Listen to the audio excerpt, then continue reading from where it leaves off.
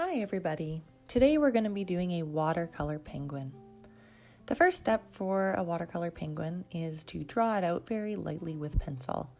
I tend to be very sketchy with my pencil lines, but I try to make sure that they're all very light.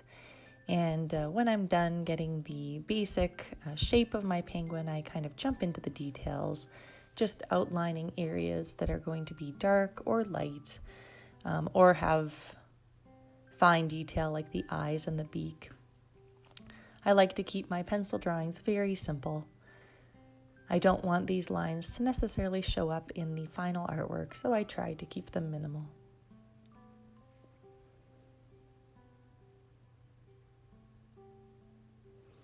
Once I'm done my drawing, I'm going to add some water to the body of the bird, everywhere that the little penguin is gray.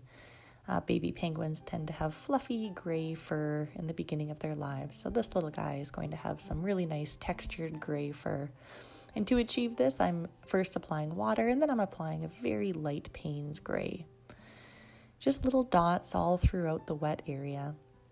Because I'm doing wet on wet, these dots are going to expand to create a kind of soft-like texture. I'm grouping the dots more where there's shadow on the bird, but those dots will bleed into the highlight areas, and if that happens too much, I can always just take a paper towel and kind of sponge those up. Here I'm applying just a little more water. You'll probably notice that when you're doing your watercolor, sometimes your page dries out, so you need to add just a little bit more water before you put those dots in there.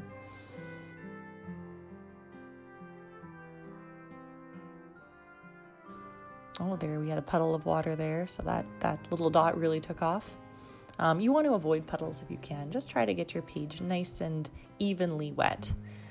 You can see on the wing there that those dots were not spreading out like I wanted them to, so I had to kind of paint over them with water to get that nice texture there. So still applying that texture, kind of working against time here. My page is drying quickly, so I need to keep working fast. Now I'm going into the head of the bird. I want to make that transition smooth. The head is going to be a dark, it's a kind of a black top of the head, but the transition between the head and the body is a smooth one. So I do want to have just a little bit of darkness leading into the head before I apply that black. So you can really see that fluffy texture now kind of appearing a little bit. So again, I'm just using Payne's gray. You could use black if you wanted to. I find that Payne's gray has a little bit more, it's a little poppier, there's a little bit more blue to it. And because penguins are traditionally in cold areas, blue kind of feels appropriate.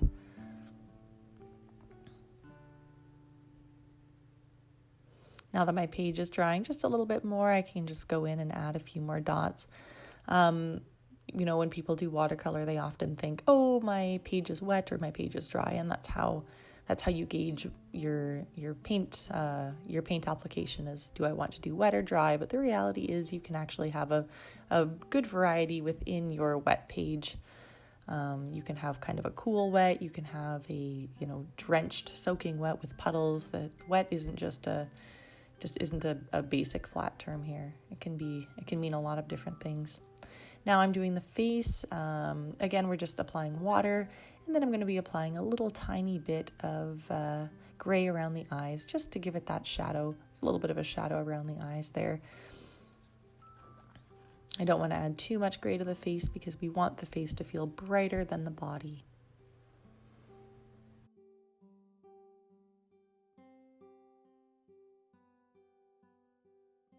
The body is still a little bit wet, so I'm being careful not to let my paintbrush touch the body of the penguin here. So I'm just kind of going around. That side's dry, so I can get in there. But generally speaking, if there's a wet area, I'm trying to avoid it. But the dry areas you can go right up against. That's totally fine. And now we want to add a very soft texture to the ground, just kind of implying snow. So we're just going to add a few little blue lines here. So when we did the penguin's body, we were adding dots, and here we're kind of adding a little bit more streaks to the snow, and that'll give us the illusion of highlights and shadows and little hills and stuff like that. Maybe not hills, but little mounds of snow that the penguin is standing on.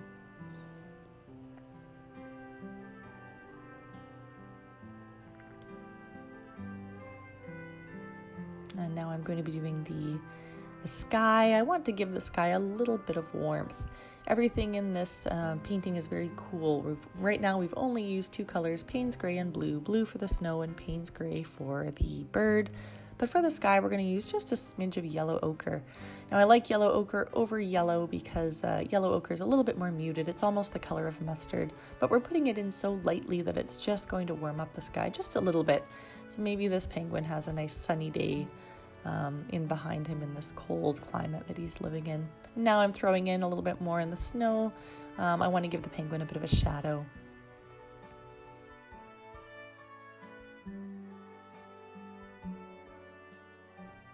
And there, now we're dry, we're fully dry. So I can go back into the body now and add just a little bit of shadow, a little bit of detail. Now you can see here my lines look quite hard. They have a hard edge to them, but I'm going to soften them up with just a wet paintbrush. There we go. I'm just pulling the edge of them there so that I get a nice soft edge to that shadow. And it's very important that your body is completely dry for this. Otherwise, you're going to lose that texture that you worked so hard to put in the beginning. If your page is at all wet, your paint will definitely run.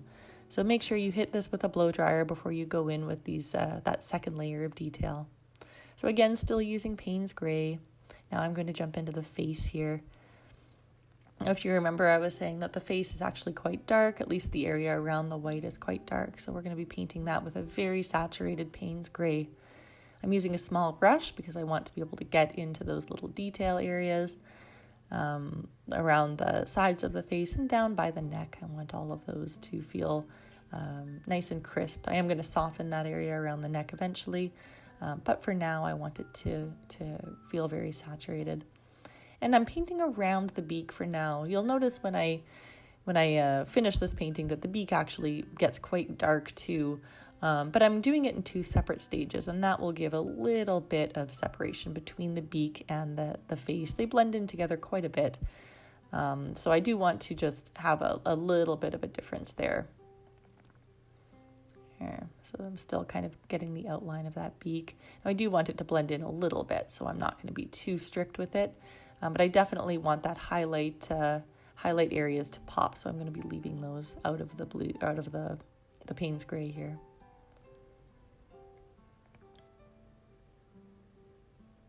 And now I just cleaned my brush and I'm pulling just little teeny weeny segments of the Payne's Gray out, just kind of giving it a little bit of a feather. No pun intended, feathering is actually when you give something a little bit of a blurred or a softer edge. And what I'm doing right now is just softening those edges up so that it looks like feathers. So feathering in this case is actually quite an accurate term. But feathering, if you're using Photoshop or you're doing other art, you can still do feathering without having actually painting feathers. It's definitely more of an art term.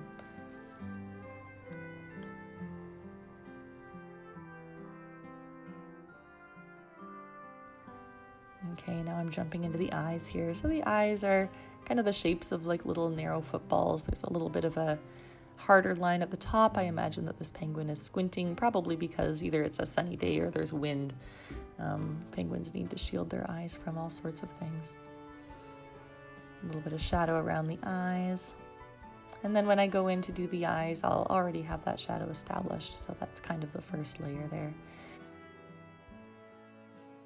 Now I'm just adding a little bit of darker dots to the head. So just like we did, oops. So that happens. Sometimes you accidentally drop your paintbrush. That's totally common. So right now what I'm trying to do is actually pull this paint off. So you can do that by brushing it with clean water and then dabbing it with a paper towel. Now I'm being rather aggressive with my brush strokes. I dropped pretty much pure paint on there. So it wasn't as easy as just picking up a more watered down paint. It instantly soaked into the page. So I'm going to have that little bit of Payne's Gray there for the rest of my painting. All right, now we're getting into finishing off those eyes. Again, using that really dark Payne's Gray, we want those eyes to pop. Almost looks sleepy. And now that the face is dry, I can go in and add just a little bit of color to the beak. Again, you're going to notice it looks quite dark. I'm going to be adding Payne's Gray, leaving a little bit of a highlight. And I feel like I need just a little bit more shadow in the body, so I'm doing that step a second time here, layering those shadows in. Now it's time for the feet. The feet, I try to keep them relatively simple. Adding shadow to the toes to help separate the different toes. There's 3 visible on each foot. And then jumping in with the claws. So just kind of filling in those toes and then the claws. Very dark little feet. But leaving a highlight to separate the toes, not a shadow. Leaving a little bit of a highlight.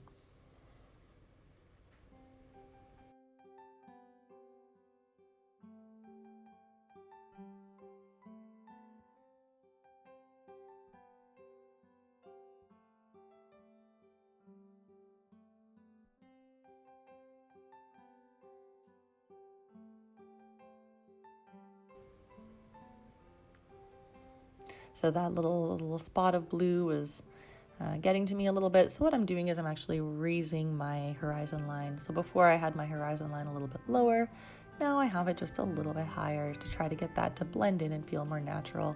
There we go. So I had a little bit of a softer horizon line before. Now I have a little bit of a harder one just to make that little spot of paint feel like it belongs instead of making it feel like a mistake. Sometimes when you make a mistake with watercolor or with anything, you just need to kind of go with the flow. And that's what I'm trying to do here. So adding just a little bit more texture to the wing now, starting with the dots this time instead of the water. Just adding little dots. Now I need to move quickly here because if I let those dots dry, they will become solid. They will have a hard edge, and we don't want them to have a hard edge. So I'm very quickly applying dots to everywhere that there's a shadow.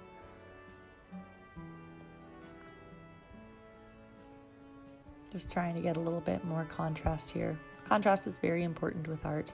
Now I have more water on my brush than I do paint.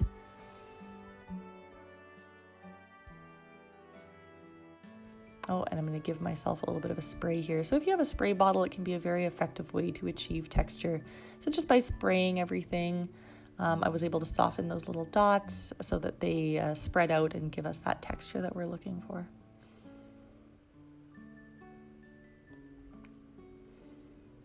Yeah, always have a spray bottle, always have paper towels. When I paint, I tend to clench a paper towel, and that way if I ever do a little mistake, like drop my paintbrush like I did today, I can try to clean it up very quickly.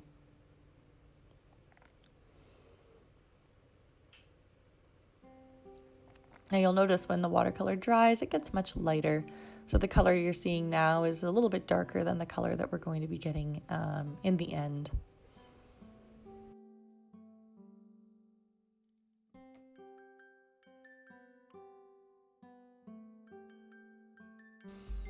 All right, we're just adding in a few details here. So at this point in the painting, you can just take a look at it, take a step back, decide if you need to add any more shadows, if you need to make any of your darks darker, if you need a little bit more detail somewhere. And this is a good opportunity for you to make those decisions for your own individual paintings. So for me, I'm just adding a little bit. I added some to the beak. I'm adding a little bit more texture to the body. Just by using those dabs, and then I'm taking some water and dabbing that in as well. So again, with the body texture, you always want to be painting on wet. That way those little dots spread out and feel nice and fluffy.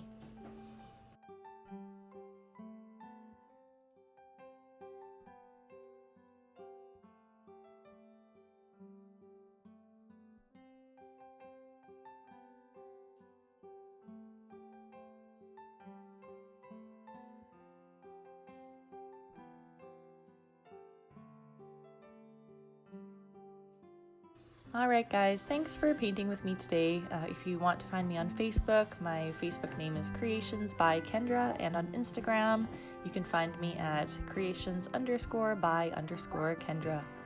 Please subscribe for more videos. I do tutorials on drawing, watercolor, and acrylic painting. Thank you so much. Bye.